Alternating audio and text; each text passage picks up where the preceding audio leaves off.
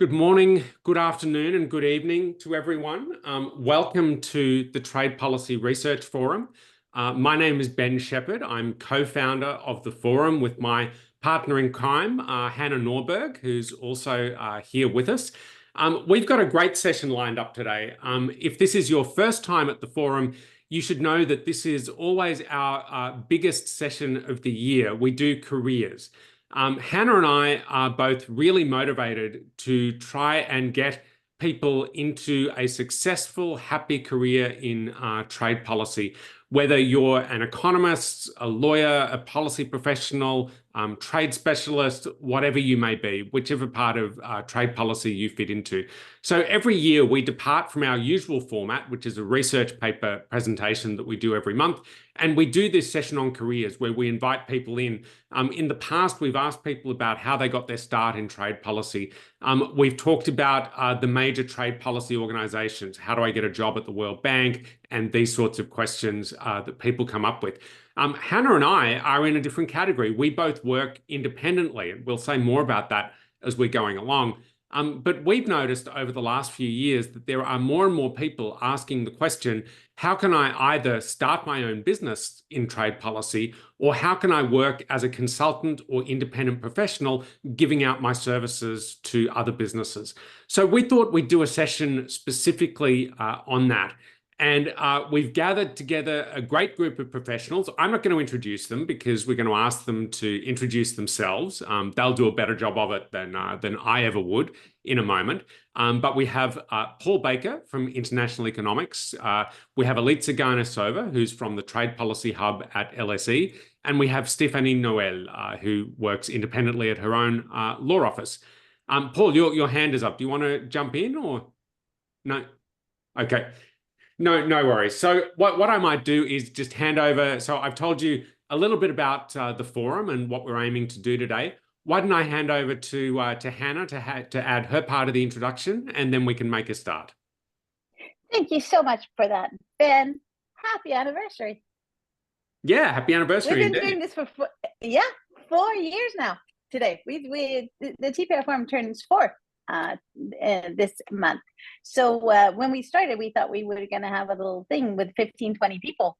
And this has grown way bigger than that. So we've not only passed 4 years, but we've also passed 4,000 people in our LinkedIn group, which is amazing. And so there's a lot of appetite, happily, for our conversations here.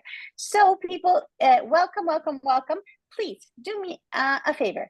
Why don't you, as you come in here, write a little note saying, hello, I'm coming in from, because that makes, first of all, it helps us know where you're coming in from, and it gives us a voice to all the nice people here. And then also it makes it easy for you to find the chat button. So because that's where we're going to have our Q&A as we go forward. And if there's one thing that is always true in these webinars, is that we run out of time. Every single time we run out of time. So please post your questions there as we go, because this will be super interesting, and we will be running out of time. So we'll hop on in there. And if you haven't already, if this is your first time here, extra welcome. And please make sure that you do reach out to join our LinkedIn group, because that's where these conversations keep going. And that you also sign up for the mailing list so that you don't miss any of these super interesting forums. We always do record them. And they are then available on our website. So you can go back and check the other career webinars. And that also means that you can just kick back and listen now. And you can also share this link with anybody else who's coming later. But I think that's it. Without further ado, we're just going to hand it over. Ben, how do you want to kick this off? Yeah, I thought we might start by getting people to introduce themselves and just explain to our audience what their connection is with trade policy, and specifically, independent work, in the sense of, work outside one of the big trade policy organizations, WTO, World Bank, and all that sort of thing. So let's quickly go through and do a first round of that. And I should say, for people who've been with us before, you know that Hanna and I normally just moderate the chat. We're both independent workers, so we're also going to jump in and talk a little bit about ourselves and our experiences for once. But maybe I can start with Elitsa. Would you mind kicking us off with your introduction? Pleasure. Thank you so much, Ben and Hannah. It's great to be here. And as somebody who is very passionate about combining consulting with academia, with research, with and promoting different career pathways rather than sort of a straight route. And imagining that there is such thing as a straight route. I'm really happy to be here. But why am I here? So I'm Dr. Elitsa Garnizova. I'm the head of what's called the Trade Policy Hub. And my situation is unique in the fact that I'm quite independent in the way that I run trade policy consultancy out of one of the biggest universities in the UK. But it wasn't easy to get to that point. It took actually quite a lot of pitching that trade policy consulting is a thing and that it has a place in a university. And to an extent, even though I have this wonderful home at the LSE, actually it is very much, I'm a CEO, COO, and CFO of my Trade Policy Hub on a day-to-day basis, pitching for work, delivering work, and managing work on, again, for different types of clients. My role today, I think, would be mostly to kind of bring also the perspective of somebody who's done a PhD and during their PhD already knew that I don't want to stay full-time in academia. That was something that I knew straight away. But I love research and I kind of wanted to keep that evidence-based background and evidence-based policymaking somehow in my skills, in my repertoire, and the way that I deal with the trade policy world. It took some convincing, but my start or my pitch was to try to convince the LSE that it needed its own trade policy consultancy. That was really my start. I think one of the big questions to me would probably be, do you need a PhD to be an independent trade policy consultant? I think that will be straight away something that people ask me. And I would say yes and no. Yes, because you are a little bit like a checklist, like ticking the box. You've done your research, you have your doctorate in front of your name, and it does help. But I don't think that it actually is a necessity if you have the will, the other skills that are needed. If you have a good master's degree, that also links to that. If you're willing to do the extra courses and maybe support your education in different ways with some extra activities. But I'll stop here and I'll pass on to back to Ben or to Stephanie. Yep. Actually, I'll just ask a quick follow-up, which I'll ask everyone. Which areas is your academic background in? International political economy. Okay.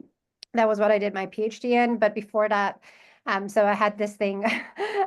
Famously, my dad said that if you do economics for your bachelor's degree, then you can do anything because everybody needs money. So that's what I did. I did economics for my bachelor's degree. Then I didn't necessarily like it too much. So I did more of sort of international relations, political science as my master's.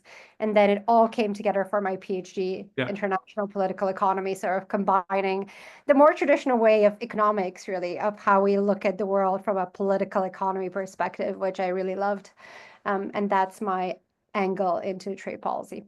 Okay, perfect. Thanks. Yeah, I am guessing we'll have a couple of stories like that of sort of different academic backgrounds coming together. So look, that's a really great start. Thanks, Elitsa. Next on my list, I have Paul. Over to you. Great. Thanks, Ben. Real pleasure to be here indeed with the panel. I think what's interesting with the panel, of course, is that we are from different backgrounds. Actually, we have different specializations, and that's one of the things in trade you have to specialize. But Ben, you're obviously well known in terms of what you're doing, very specialized quantitative modeler. But at the same time, for this bigger picture aspect of policy, you do need to be multidisciplinary. And I think on this team, actually, this is why we've actually worked together as well in the past often. And just quickly to say that I've seen some of your attendance in the webinar, so very impressive group of people across the whole world, from Mongolia, I saw, to Botswana, to the US, etc. Very, very impressive to get such a number of people, and some of them, of course, I know as well. I'm a trade economist I'm an economist by background. My academic studies were economics, but and I never liked trade at university. That was the one thing I really disliked as a topic and a subject. So I would avoid those topics as much as I could, but I loved international macroeconomics and international monetary economics. And I started my career in that, and working for large international organizations. And I continued quite a number of years, and then I splintered out into becoming a freelance consultant, mainly because it was interesting long-term work that I identified that I could position me in different countries. And then I moved from country to country every year. And then eventually I set up a business. So yeah, in terms of my career, it's been half more as a freelance consultant, and then the other half has been as owning a company that implements these kinds of projects. And it's a small specialized consultancy company that was established in Mauritius just over 10 years ago. And then we opened a small office in London and an office in Vietnam as well for the work that we are doing. And just to say, a year ago, I also established a foundation with other board members, including members from the London School of Economics. And so on that particular foundation, and that's perhaps another avenue for working in the field, which is a non-profit think tank type of organization. And so also that's called the Africa Trade Foundation, and we're also doing work around trade in Africa through that foundation. So yeah, real pleasure to be here. Okay, yeah. Thanks, Paul. That's great, and we'll talk more about the different models that people have got as we go through. Stephanie, let me hand over to you. Yes, thank you very much, Ben and Hanna. Very happy to participate as well. So I'm a trade lawyer. I'm French, and so I'm a licensed professional, meaning that I'm registered with the Paris Bar and also with the Geneva Bar. So I'm based in Geneva.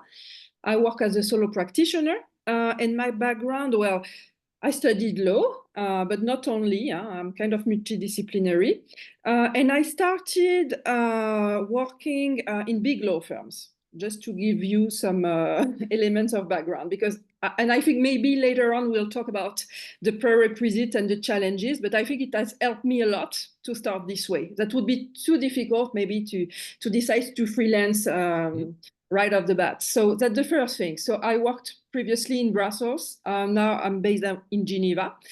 And so I work only on trade issues.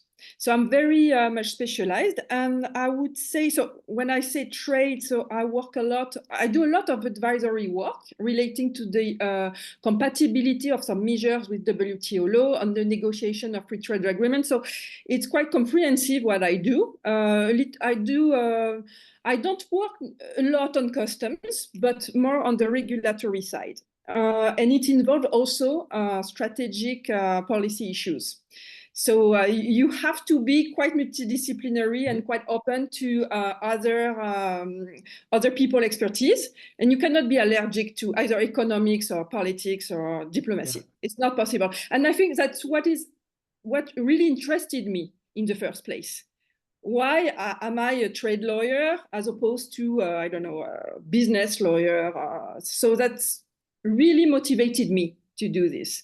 And the thing is, as I told you, I worked in big law firms, and I decided at some point, okay, so it's not for me anymore. So I think I gained sufficient experience to decide that I would freelance. And at the same time, I didn't really plan on doing this. I mean, I had a first client matter, which was a technical assistance matter. This is how I started. And then just right after that, I got another matter, and so on and so forth. And I started working as a consultant, and then I decided I would open an office and register back to the bar, to the Paris Bar and the Geneva Bar, and I opened my office this way. So this is just for the background. I'm happy to answer any question you may have during the session. That's great. Thank you. One thing I'll highlight. So from all three speakers, when we had our opening slide up, you'll have seen our logo, which is a kind of a bridge that looks a bit like a graph. So one thing that we try to do is to bridge a whole bunch of different gaps that we see in the trade policy community. And a big one is bringing together people of different backgrounds. Paul mentioned I'm a quantitative guy. I'm a number cruncher. Although, spoiler alert, there is more to my background than that. But it's really important to us to have a lawyer here, a policy professional, an economist, because all of these disciplines go into trade policy as it's practiced these days. And I think that point that we've heard from two speakers, somewhere along the way you have to specialize. You've got to be relatively specialized, particularly I think in independent work. But at the same time, you can't be allergic to any of the other material that's going around. So even as a quantitative guy and a number cruncher, I sometimes, have to engage in diplomatic forums. Sometimes I have to engage with legal issues. So that's all part of the job. With that, we're going to do something unusual, which is that Hanna and I are actually going to take part as participants in the panel discussion as well. So Hanna, let me hand over to you for your quick intro. Oh, wow. All right. So my way into this was sort of like Paul. Like I knew what I didn't like. Well, he didn't like trade, but apparently here he is. And to me, so I am an economist. And to me, trade was the thing, but I had no idea, even after having gone through it all, studying both in Sweden and the US, knowing how to actually practice it. And so I tried first working for the finance ministry. That was not me. And then I tried to give up cold turkey, and I didn't. And then I accidentally tumbled into working with a team who did consultancy and research. So it was all a very happy accident on my part. And I wish that there was such a forum like this where a much younger me could have found out things that you could do. How about you, Ben? Yeah, well, my story, I mean, I actually learned something really interesting offline when we were just chatting before we started the webinar, which is that Stephanie and I actually went to the same university in Australia, the same law school. So I started off life as a lawyer, as an undergraduate. And I'm so old that in my final year of law school, it was 1995, which was the year that the WTO was established. And so my law school offered a couple of courses on WTO law. And so I actually got my start on the regulatory side of things. That was what got me interested in trade. I knew that I was interested in international affairs, but especially coming from a legal background, you sort of need to choose, am I doing humanitarian stuff? Am I doing public international law or international economic law, something like trade? So that's actually how I got my start. But I then changed. For graduate school, I went first to international relations and did international political economy, I think a lot closer to what Elitsa has been doing. And then that really got me into economics. And so for my PhD, I switched to economics. And so that's what my PhD is actually in. So my path is a bit of a winding one. I got my start consulting. Yeah, I've done a few different things. But in terms of consulting, I got my start actually as a PhD student, which I think is true for a good number of people. That's when you're first, in my case, it was my supervisor, my advisor, who had a close relationship with the World Bank. Some work came in and I helped him with it. It was on product standards, which is something that I still sometimes work on. And so that was 20 years ago this year that I did that consulting assignment. But then you sort of have to fast forward. Like Hanna, I explored a couple of different options for where my career might be. I was in the World Bank for a couple of years. I was in a university for a year after that. And I just kind of figured out that none of those were a particularly good fit for me. So, as Hanna said, there was no resource around at the time to tell you, how to be an independent worker in trade policy if you don't want to be in one of the large organizations. So I really started from scratch. I thought, what is it that I can offer the world that people might be willing to contract with me for? And I kind of built that up. There's a process of trial and error where I sort of discovered that certain things worked very well in the marketplace, other things didn't work so well in the marketplace. And so I started the independent business 15 years ago this year.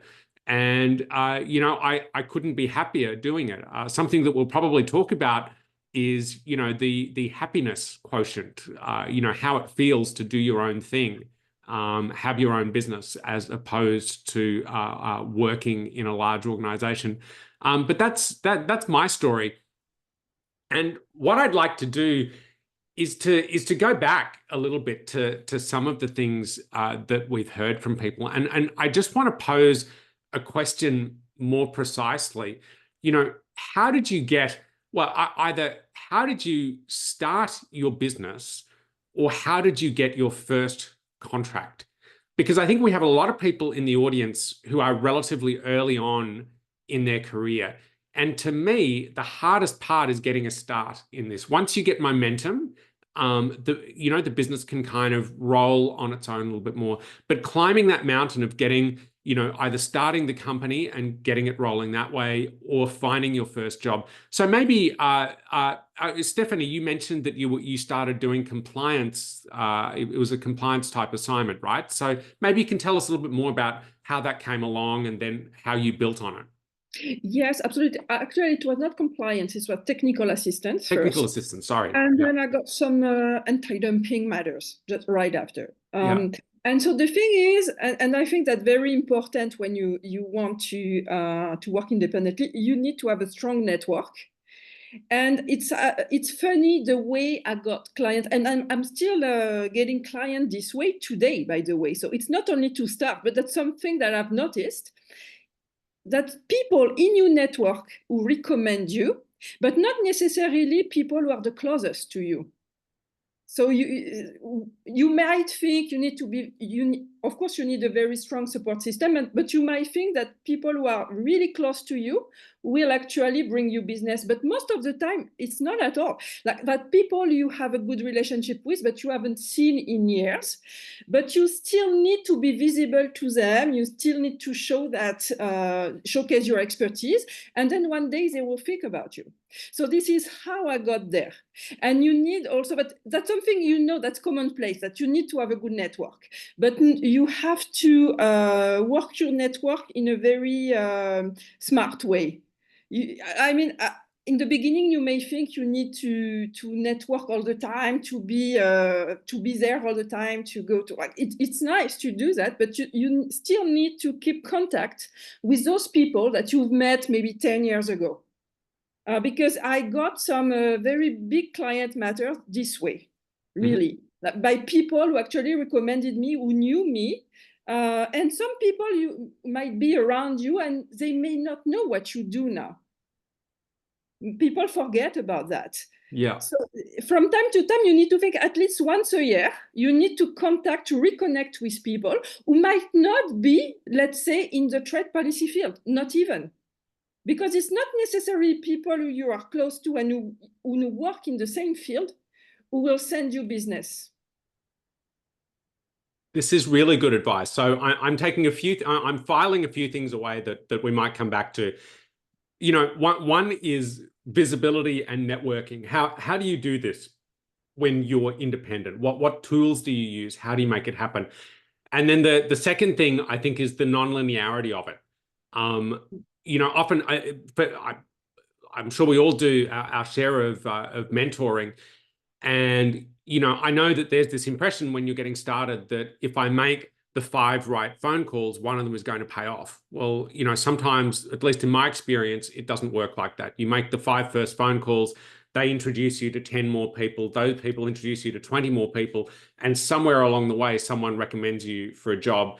But I think Stephanie's experience is actually pretty typical, that sometimes it's people you haven't connected with for a while who remember that you do this and they line something up, or it's people who've heard about you often a few steps away from your actual contacts. I think that's all really important to come back to.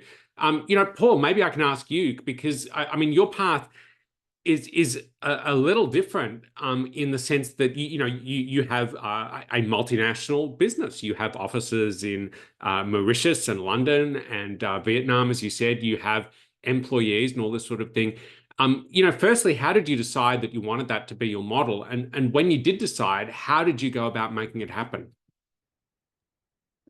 Yeah, thanks for the question. And just maybe to follow up on what you asked, Stephanie, because I think it's there's obviously different ways of getting in, right? But just to say, in my case, my first consulting gig when I was an independent, when I decided to go independent, what was interesting is that I actually applied for a job at the International Trade Center in Geneva. I was completely unqualified for that job. Didn't have the experience, but I managed to continue exchanging with the person, that department that was recruiting. I even was very honest and said, I don't have the experience. I had about 5 or 6 years of experience in more international macroeconomics. But I said, I'm really interested in these areas and exploring it. And actually, we continued a conversation with the manager. He was the director of the division at the time. And eventually I got hired about 6 months later because he wanted to hire me as to do something in his department. And that's how I got my first as a long-term consultancy in Geneva. I ended up 2.5 years there. But that was how I managed to get my first sort of consultancy outside of an institutional job that I had. And then from there, I moved on to the World Bank. Just to say, in terms of the company, one of the reasons I decided to move to the company was really because I wanted to be able to scale up. That was one thing. I like doing different things. I get bored quite easily when I'm on one project. The danger when you're an independent is that you do more long-term work because indeed you need the work, but then it can get quite repetitive and you get bogged down in all the politics of the issues. But that's also can be the strength of it is that you get to know very well the political economy and the individuals you're working with, the institution. I tend to be more in and out because I'm more of a short-term consultant on projects. So that's positive and negative in the way it works. And the other thing is I wanted to try and also bring up a new generation of trade economists as well. I was planning to do more trade economists, but actually I've ended up hiring more trade lawyers in my team because the legal aspects really dominate the work. I have more data scientists as well because there's a lot of data and breaking down that data in more manageable format. So again, this is quite different from the idea that you have to be an economist or a lawyer to be able to work in it. We need all different types. Now we need environmentalists, trade environmentalists, and trade and gender. I haven't managed to take on full-time people of that nature, but we're looking for it.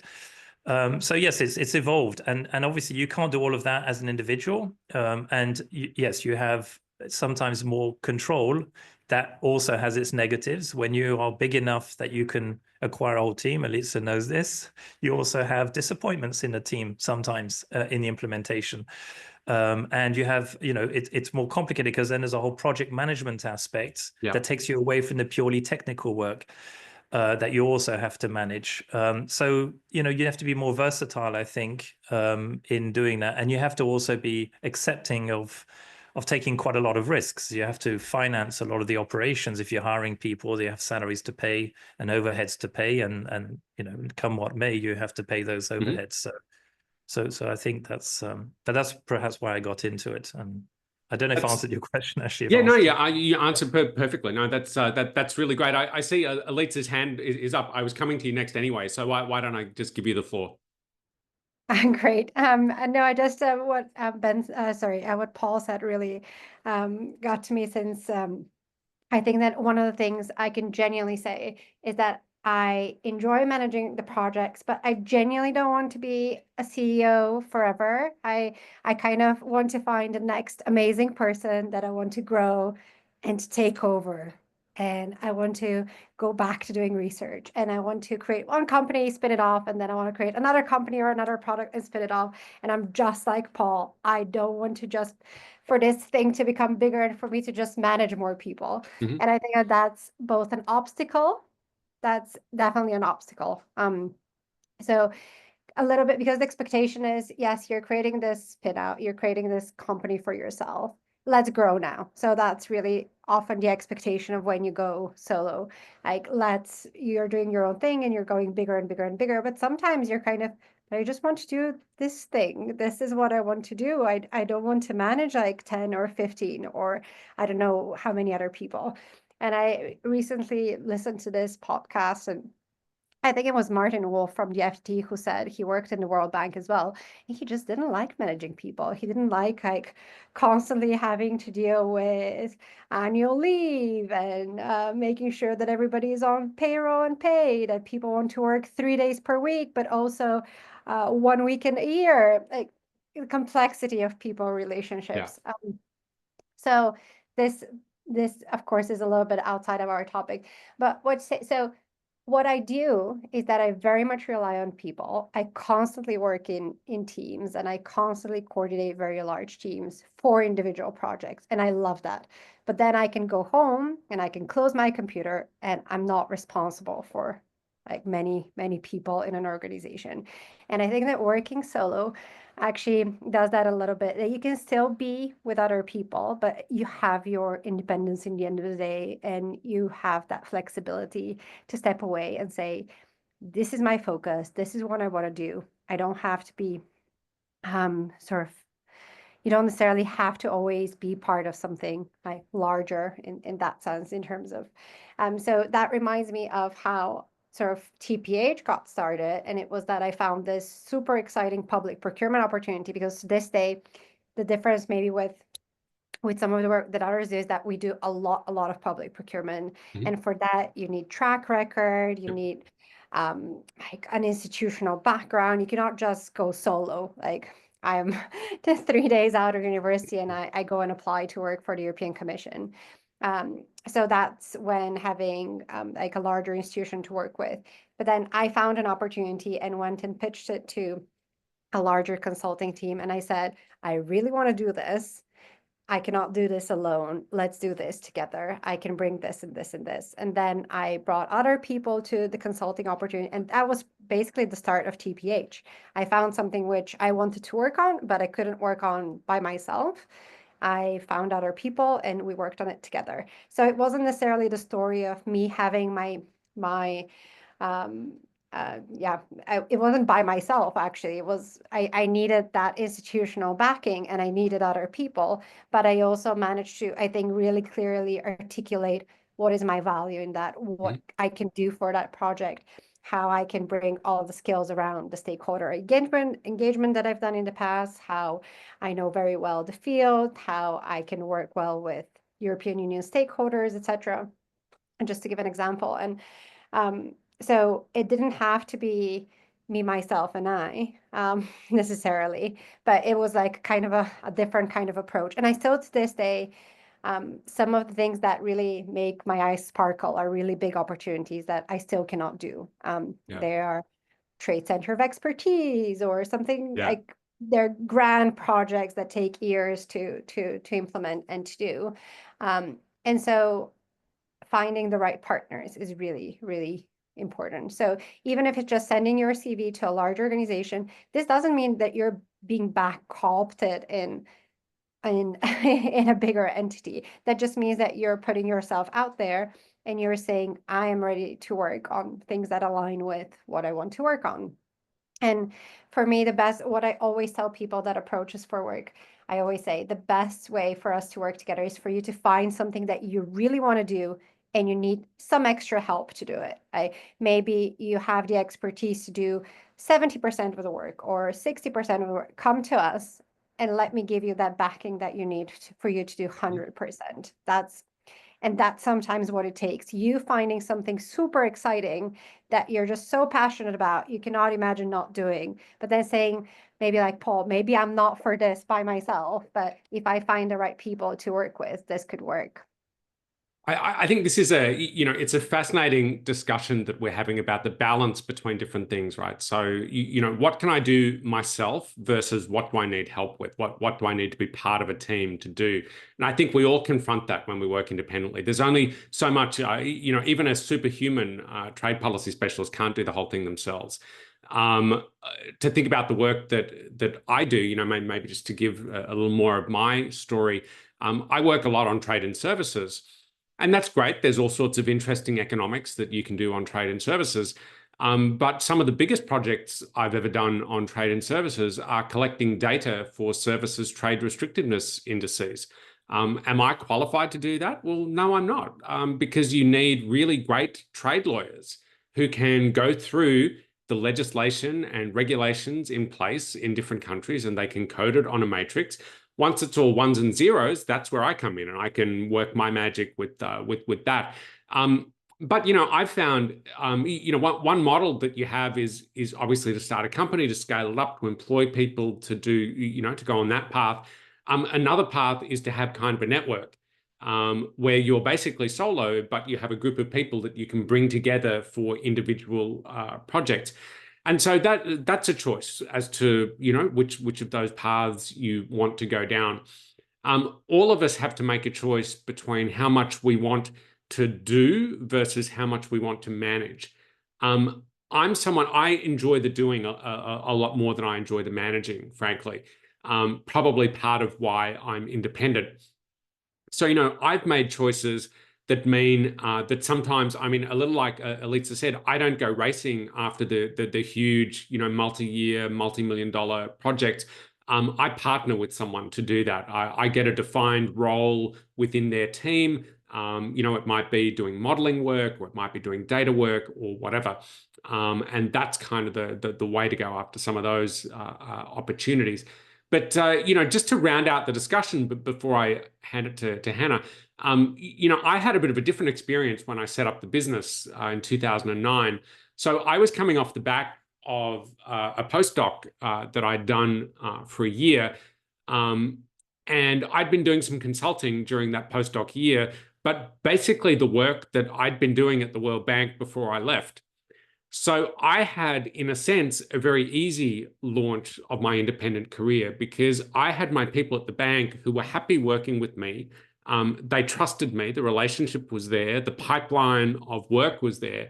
And so I was able to say, hey, guys, would you be interested in giving me a contract, just me independently, nothing to do with the university that I'm currently sitting in?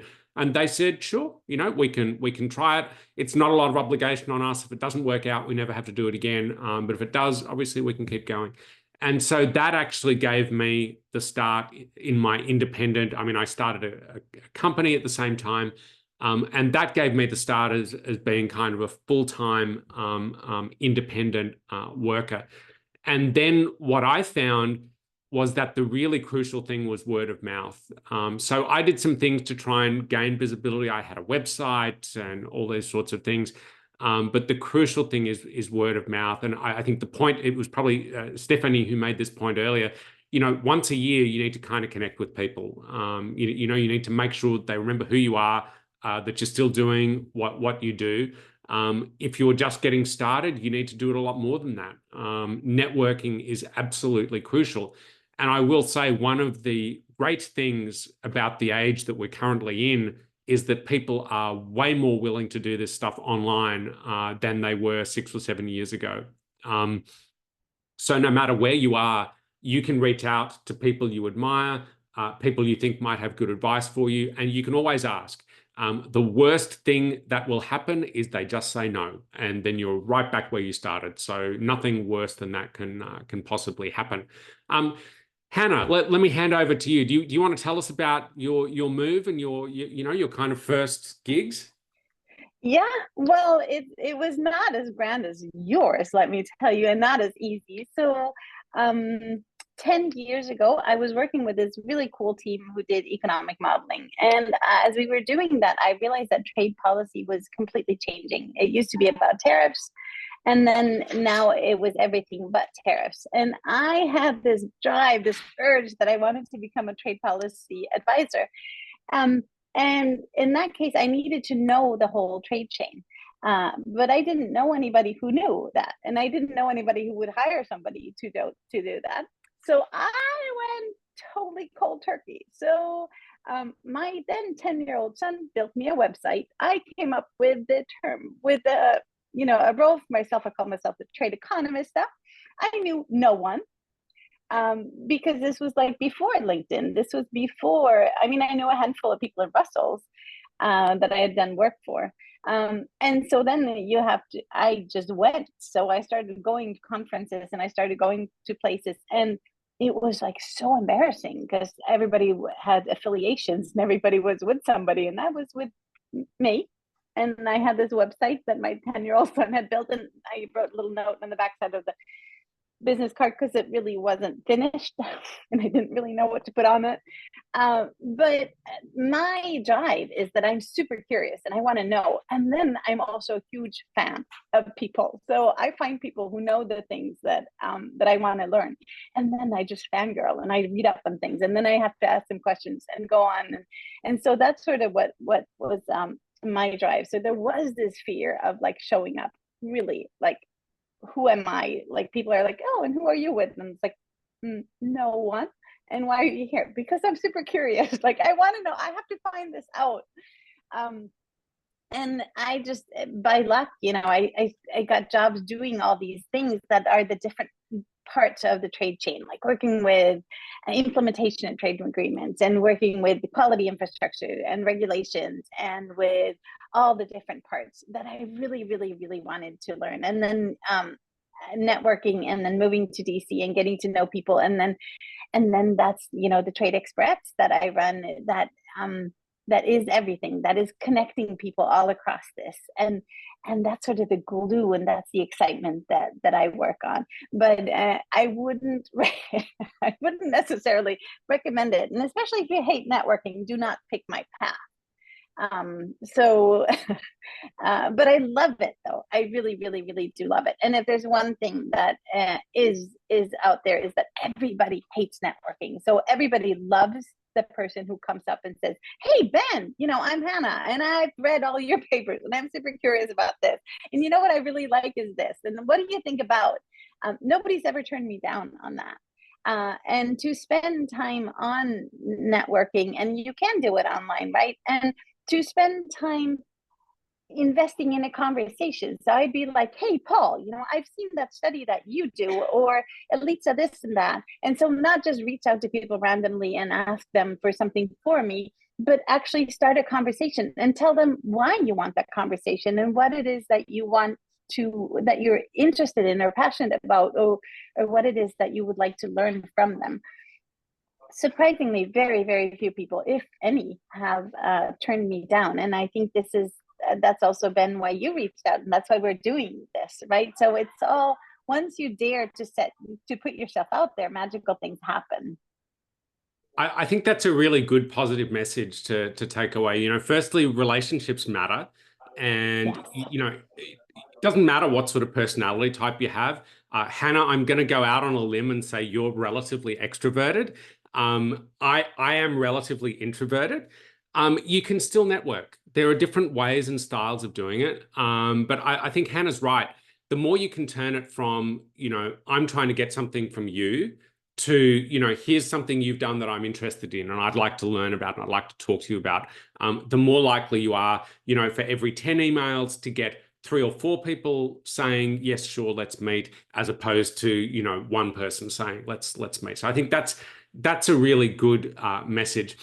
The other thing and I'm offer hearing, something, offer sorry? coffee, Yeah. offer lunch, offer. There was this one guy that I really wanted to meet, and he was super crazy busy. And he's like, stop bothering me. Like, you know, people are, you know, my time is super, no. He kept saying, I'm too busy. So then I was like, well, you go to the airport very often, don't you? I'll come pick you up and I'll talk to you in the car. Like, I'll get 20 minutes of you in the car. And he's like, all right, just come to my house on Sunday. But that's what I was like willing to do, right? Because I knew that if I got 20 minutes from him, I would really understand things and it would really move. And he was going to sit in the taxi anyways, right? Yeah. But then again, yeah, you know, I ran the risk of him thinking that I was a creep. But just do it anyways. And I am an extrovert, but it's something that I have to turn on. I also work by myself very quietly at home, and I don't always do it, but I can turn it on. But it is a strength that you have to like strength train. It's not something that you just wake up with. You just have to do it like 1,000 times and see that people don't turn you down. They're actually happy that you come over. Yeah, that's a really good message. Yeah, Paul, why don't you jump in? Yeah, just to say, I mean, I totally agree with everything you said. And I think that's the way, indeed, if you want that job at the Asian Development Bank or with the LSE Consulting, you want Hub, you know, you want to you want to do that. You want to try and engage, make them realize that you're really interesting, and then they will eventually, accord you a meeting, and then that might lead to something. But there's also another market. That from So there's personal experience. yeah, exactly. I've been begging Take you a Elitsa, I'm long begging time Elitsa. for me to read your email. Sorry. Sounds very dramatic. But so that's one way of doing it, and indeed I think that's the way I also kind of made it happen, right? But the other way, there's another market, and that's the much bigger consulting market, not the one to go directly to the bank or to the ITC or wherever to get that work. It's through private firms that are looking for consultants that bid for projects, and the market for bidding. So these are public sector projects, funded projects, and they are huge. And then how do you get noticed by those firms? First of all, most of those firms have databases, of course, that you can enter their roster, but then you don't get caught up because they have thousands and thousands of emails. And the way to get noticed by them is that they do searches, particularly through LinkedIn. So your LinkedIn posts and the kind of material you do put out on LinkedIn gets you noticed. And so that happens a lot. The other one is conferences, and then it's papers. So if you try and look for anything to do with trade and services barriers and the quantification of it, it's going to be hard not to see Ben. Or a CGE modeling. So, that's, if you can, of course, that's a hard way of publications. It takes longer, but that's one way of getting into the network. Then trying to work with the equivalents of ODIs. If you get published by UNCTAD or ODI in a paper, it gets noticed very quickly. So that's one way. So they will look for keywords, and they'll see that you've worked, say they're looking for barriers on trade and services or barriers to investment.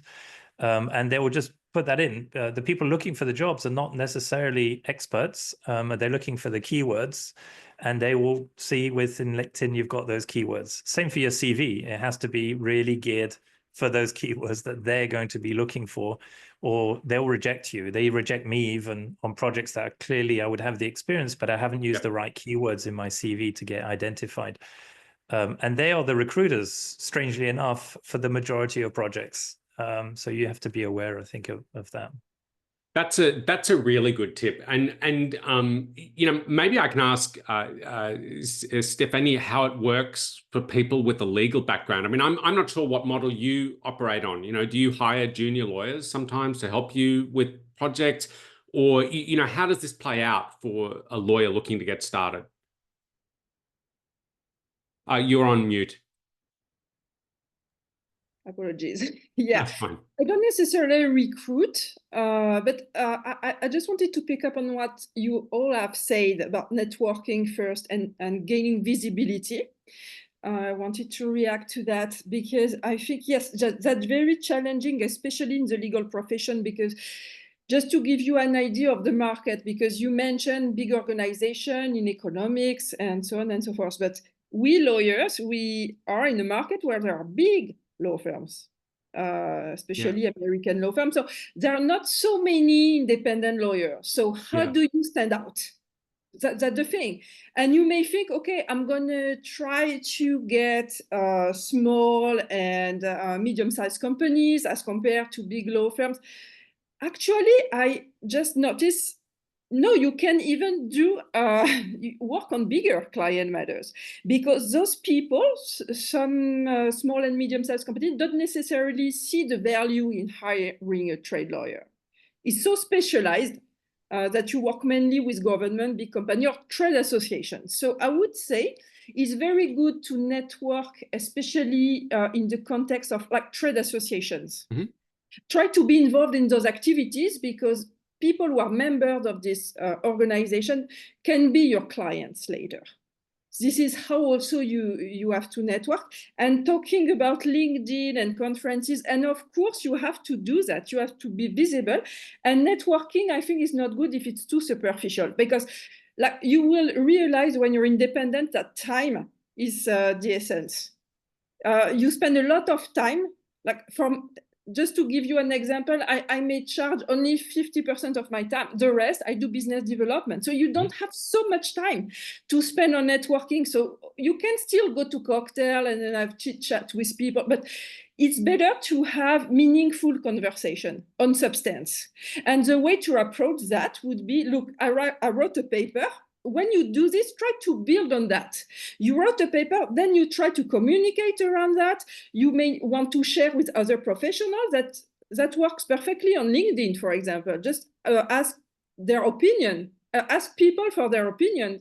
They're always happy to share their opinion with you. You can start doing conferences on the basis of what you have also published. And you can do a lot of these things. And in this context, you are to meet with people who have the same interest or who are interested in your expertise. Because that's the thing, you can meet a lot of people, but only a handful of people would be interested in your expertise, by the way. Yeah.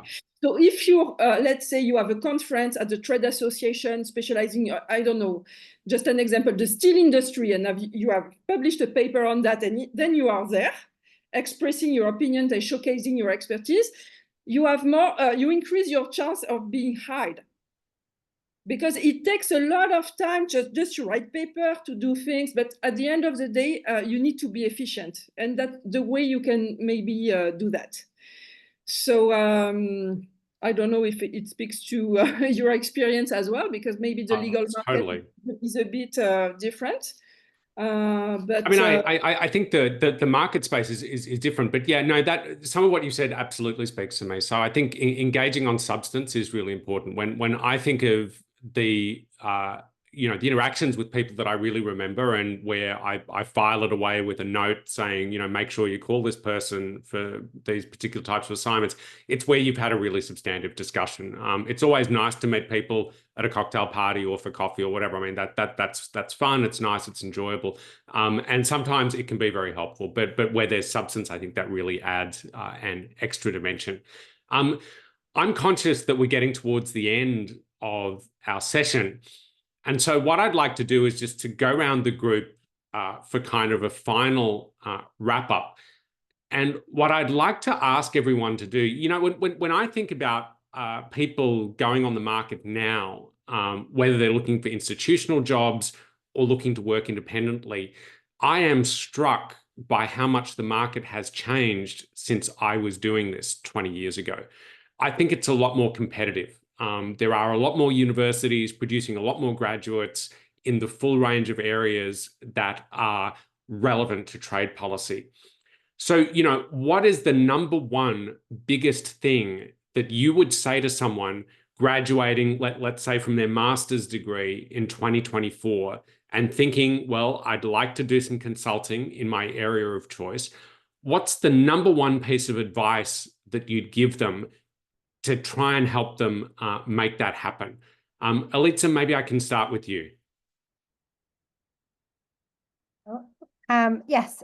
So I would say in our case, we engage a lot with master's students already during their master's or when they're writing their dissertation. And I think, and when I look at CVs as well, it makes a whole lot of difference when somebody has had some experience where they have been in an office. So I know that it's not the first time that they are responsible for something, that they have received tasks, that they know how to action things, that they have something to do by themselves. So getting any experience during your master's degree through a professor, through if you have a support office, which helps with kind of jobs, even if it's a very tiny research system job, it could be data entry, it could be contributing to a literature review, it could be something even more technical, or admin, it could be organizing an event. It just shows that you are proactive during your studies. You're not somebody who exclusively can do one thing, study during your master's degree. They're notoriously short in the UK, 10 weeks, but still, if you manage to put something in there, but don't go all the way to have like a million things. So actually, if you have done a million things, don't actually put all of them on your CV. So it is very distracting. Sometimes it just gets to, even if I've looked at a short CV and it has like so many things in there, it just makes me it sometimes makes me feel, okay, good, you've explored different options, you have seen what you want out there in the world, but it also tells me it's very difficult for you to commit to something and you get discouraged by things that are not interesting. That usually, because I know for the first time a few years ago, but now more and more often I hear from employees, oh, I'm sorry, but this task is very boring. I have never said this to somebody who I've worked for ever in my life. I still don't say it to the partners or the people that I work with. It's just not something that we say. Yeah, I feel like that's one to say for the diary or the therapist, right? Yeah, exactly. So not to your mentor. So a good CV is important. Get some experience in. So even if you're in academia, even if you're doing a PhD, get some experience, get some practical experience, show that you've done something relevant, but don't go all the way to be the person who has done it all.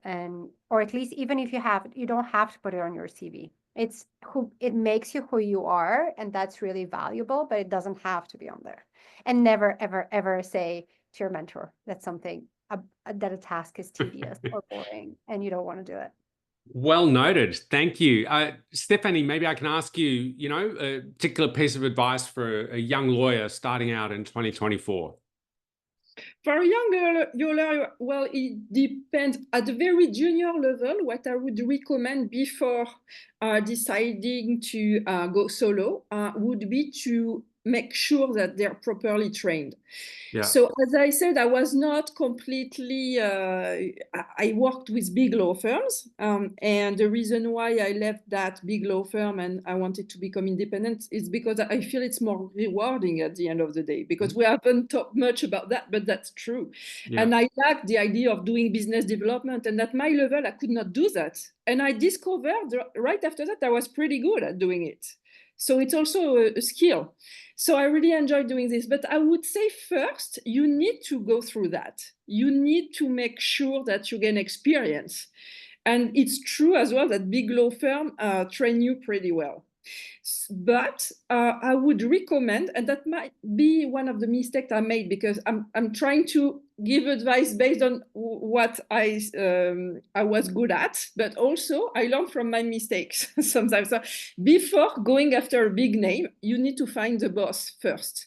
I would say you can select your first job based on that. It's very important to find a boss or people around you who will be very supportive in the beginning, who will train you properly, who will also introduce you to, who help you network, who will introduce you to the right people, and who will continue to mentor you throughout your careers.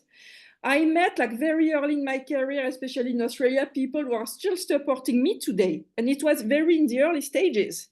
So I would say, and I noticed people who are quite successful, especially in Geneva, they are those ones who had a very good a mentor or boss when they started. So I would say that you need to pick the job based on that, not necessarily based on the title or on the brand name and so on. That would be my recommendation. That's fantastic advice. And I'm going to add a little, just a coda to that. There are questions in the box. And thank you, Elitsa, for typing some great answers in the chat box. People should really take a look at all the information you're putting in there. But this is also a choice that you face when you do a PhD. Do I go for the university that's got the maximum brand recognition? Well, that's a great thing. But there's a lot to be said for working with a great advisor and someone who's going to mentor you, really teach you the trade, and then help you get established in your career, whatever that looks like. It's a tension. It can be a tension between these two things, but definitely that's something to always keep in mind. Paul, over to you. Final word. What a lot of pressure now. I agree totally with what Elitsa and Stephanie has said. Just I think soft skills are often missing sometimes in the new hires. So you need to really work on those. It's not just about the academic background, but it's really being able to work very, very hard, reading a lot, pragmatic reports, because a lot of the work that you're going to do is more pragmatic in nature. And I think, yes, as Elitsa says, you have to bring out that you have a specialization as something that stands out in hiring you, but you've got to be then very open to a lot more things than just that specialization, because you're not going to be able to do just that in the job unless you work for a massive organization. So you need to be polyvalent, really, to be able to doing other things as well. Perfect. Thank you. I'm going to give my last thought. Given that I'm more of a quant guy, this might strike you as an unusual thing, but building on what Paul just said, writing is really crucial. It doesn't matter what part of trade policy you're in, you've got to be able to write really well. And I think actually part of the reason why I've been able to enjoy doing a lot of quantitative work is that I learned how to write in law school, where you do a tremendous amount of writing under a lot of stress, and it's got to be very clear and it's got to be very concise. So even if you're a quant person, don't think that the equations are going to get you through. You've got to be able to explain it to people, and you've got to be able to do it really clearly and succinctly. So, Paul talked about soft skills. I think these basic skills of writing a good policy note, writing a policy report, all these sorts of things are really, really good skills. And again, to circle back to what Elitsa was saying, I mean, this is something that you can pick up already in many master's programs now. Hanna, what's your last takeaway? Well, I, of course, have to make a pitch for the Trade Experts, because that's the other organization that I run. And it has been started for just this reason. So we run 10 different programs for our members. You need to join as a member. It's 50 euros for the full price. It's 25 if you're a student, and it's free if you self-select coming in from an LDC. But all these 10 programs are run by volunteers, and they have all been started by somebody who felt that that there was a gap. So there's a mentorship program, there's a skills labs program. So we teach people on how to, writing for policymakers, for example. There are all sorts, there's 10 different programs there. And so for anything looking for having, careers or networking or any of those things, we run monthly networking events, for example. That's exactly where I would go, because the smartest people I know and all the things that they missed, that's what we started. So I actually have to make a pitch for that. I think that's a great way to round out the discussion. So there are some great organizations out there. I think Trade Experts is one of the best. You guys do really amazing work.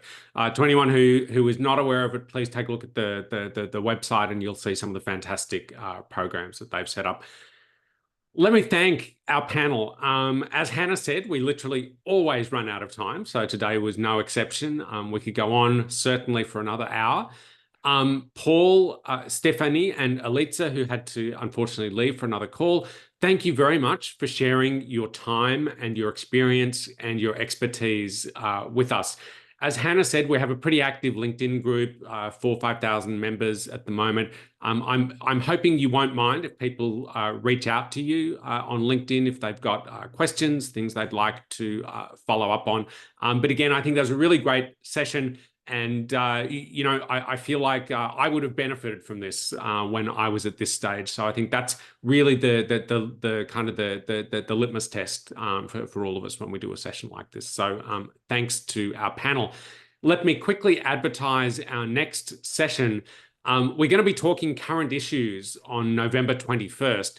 And specifically, we're going to talk with Mary Lovely from the Peterson Institute and Syracuse University about the new American trade policy.